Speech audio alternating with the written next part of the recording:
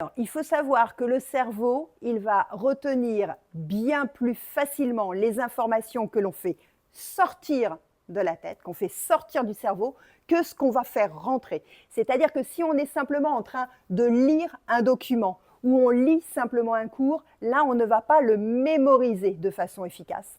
Alors que si on se pose des questions sur le document, eh bien là, le cerveau tout de suite va se mettre en route et va essayer de trouver des réponses. Le cerveau, c'est comme ça. Il a une question, il essaye d'y répondre sans même qu'on s'en rende compte. Donc, j'essaye de préparer à mes élèves des façons de s'interroger sur le cours pour qu'ils puissent mémoriser les informations de façon plus efficace et plus rapide. Donc le schéma, par exemple, qui est là, qui est gros, qui est compliqué, qui est difficile à apprendre, je l'ai décortiqué en plein de petites questions et je vais vous montrer comment j'ai fait ce petit système-là qui permet aux élèves d'avoir les questions et les réponses qui se trouvent en dessous. Je leur ai aussi préparé pour essayer d'apprendre ce gros schéma une animation Geniali sur laquelle ils vont pouvoir se connecter en allant sur ELEA, c'est-à-dire leur ENT, leur environnement numérique de travail. Sur ELEA, ils vont retrouver donc cette animation et cette animation, c'est pareil, je vais vous la présenter. Elle a toutes les questions qu'on peut se poser sur ce schéma et ensuite, ils ont les réponses qui sont à leur disposition, ce qui permet de vérifier s'ils savent, ce qui permet d'apprendre ce qu'ils ne savent pas. Mais donc à chaque fois qu'ils vont tomber sur ces documents, la première chose qu'ils vont avoir, ce n'est pas le document complet, ce n'est pas le cours complet, c'est les questions. Et donc là, le cerveau se met en route et tout de suite, ils vont essayer de mémoriser. C'est vraiment quelque chose que j'essaye de développer au maximum. C'est pour ça que je leur fais autant de QCM également, les questionnaires à choix multiples. C'est encore une fois une façon de s'interroger sur le cours. C'est pour ça que je leur présente des fiches de mémorisation des cours. Ces fiches de mémorisation, je vous en ai déjà montré, mais ces fiches de mémorisation, elles présentent également la même chose que ce qui est sur ce schéma, mais sous la forme de questions d'un côté, les réponses de l'autre. Ça correspond au cours. C'est ce qu'ils doivent apprendre. Je vais te montrer comment fonctionne ce document. Je l'ai superposé au schéma bilan que tu as complété. Donc le schéma sur le fonctionnement de la plante. Et par-dessus, je t'ai fait découper cette feuille-là qu'on superpose. Et sur la feuille, on va avoir les questions. Ces questions, elles vont permettre à ton cerveau de s'interroger et d'essayer de trouver les réponses qui se trouvent là, cachées en dessous. Donc ça va te faire apprendre ton schéma.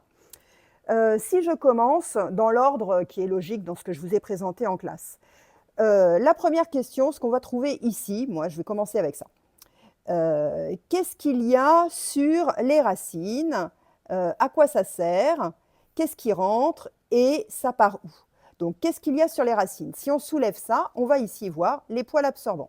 Donc, sur la racine, il y a des poils absorbants. À quoi ça sert? Eh bien, ça va servir à prélever, à prendre l'eau et les sels minéraux qui sont dans le sol. Qu'est-ce qui rentre? On vient de le dire, de l'eau et des sels minéraux. Et ça part où? Ça va partir dans des tuyaux qui vont emmener ça vers les feuilles. Pour faire de la photosynthèse, la plante, elle a aussi besoin de dioxyde de carbone. Donc, on va parler de cette partie-là maintenant. Quels sont les gaz qui entrent et qui sortent de la plante? Les gaz qui entrent et qui sortent de la plante, c'est le dioxyde de carbone et le dioxygène. Par quels organes passent-ils? Ces gaz, ils vont passer par des stomates. C'est ces petits trous qui sont dans l'épiderme, dans la peau de la feuille, dans cette partie-là de la feuille, ces petits trous qui vont laisser passer les gaz. Et ils viennent d'où et ils vont où? Ils viennent de l'air qu'il y a autour de la plante et ils circulent dans les vaisseaux pour aller jusque dans les feuilles et tous les autres organes où se fait la photosynthèse. Ensuite, on va regarder justement ce que c'est que la photosynthèse. On va passer à cette partie-là, ce cadre-là. C'est quoi la photosynthèse? Donc la photosynthèse, ça va être cette fameuse réaction qui permet de fabriquer de la matière organique. Donc c'est cette grosse réaction qu'on va essayer de décortiquer. Alors, de quoi a-t-elle besoin et ça vient d'où?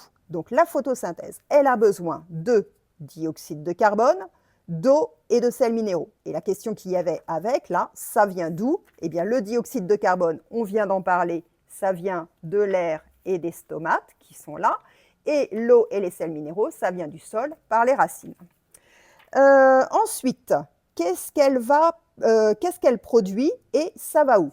On continue la réaction, la photosynthèse, elle produit de la matière organique. la matière organique, elle va où? Elle va partir dans des tuyaux, des vaisseaux qui contiennent de la sève pour aller dans tout le reste de la plante et vers les racines aussi, par exemple, pour faire des réserves. Qu'est-ce qu'elle produit et ça va où? Qu'est-ce qu'elle produit? On peut aussi parler du dioxygène qui est libéré et qui va dans l'air autour de la plante et qu'on retrouve dans notre atmosphère.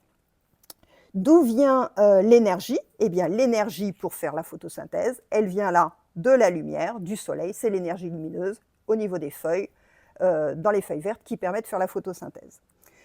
Ensuite, la circulation de tout ça.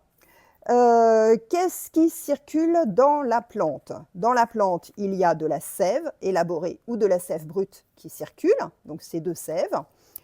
Dans quoi est-ce que ça circule? Dans quoi est-ce que ça circule? Eh bien, ça va circuler, hop là, je fais tout bouger, ça circule dans ces tuyaux de sève brute et de sève élaborée, donc dans des vaisseaux de transport. La réponse se trouve ici.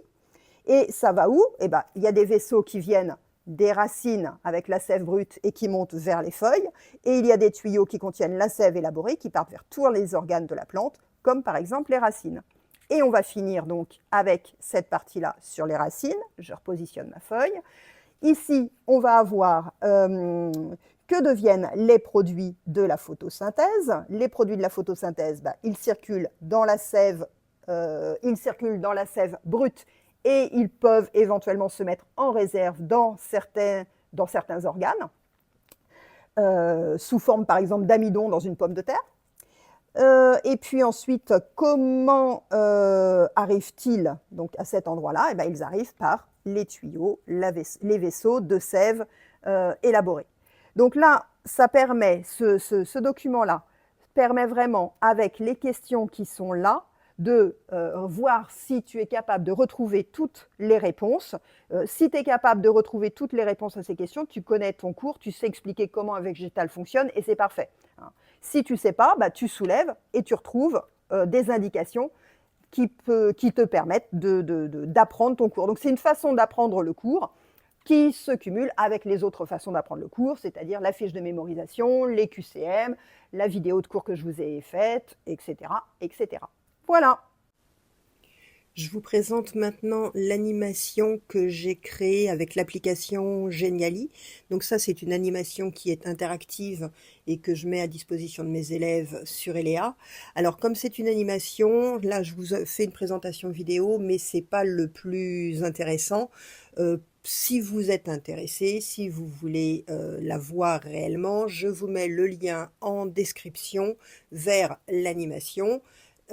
Et certaines autres de mes ressources que j'ai utilisées là dans la vidéo. Donc allez voir le lien dans la description si vous voulez voir cette animation. Ce que je fais là, c'est que je vous présente simplement comment elle fonctionne. Donc il y a plusieurs pages sur lesquelles on peut faire défiler des informations.